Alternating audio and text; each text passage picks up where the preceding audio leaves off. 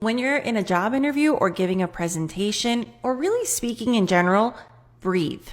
When the other person is asking the question in a job interview, for example, I want you to breathe when their mouth is moving. And before you speak, inhale through your mouth. This is for any situation. What a lot of people do is either they don't breathe or, which causes a ton of anxiety. And from a language perspective, it makes it really hard for you to communicate clearly in English because you're have oxygen deprivation, so it's hard to focus on anything other than survival.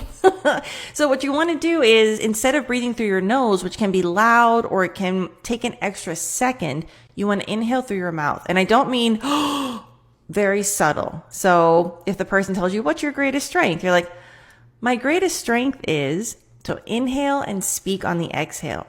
This might sound obvious, but I want you to observe yourself in situations like meetings or even casual conversations. Notice how often you don't breathe, how often you hold your breath. And for example, for me, I notice I hold my breath when I'm posting on social media, and that I realized was causing me a lot of anxiety. So I started associating social media with anxiety. And once I started regulating my breath, it really helped me be more creative, et cetera, et cetera.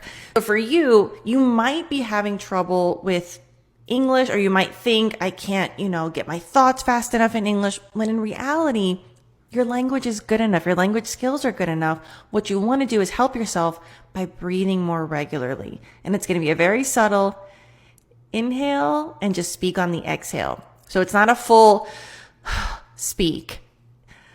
And my greatest strength is, and just that moment is going to remind you to also do those breathing moments or microseconds in between your responses. And that's going to help you be able to have endurance and really speak from a more personable place instead of what am I trying to say? What's the vocabulary? What's the word? You can focus on your experiences and sharing value.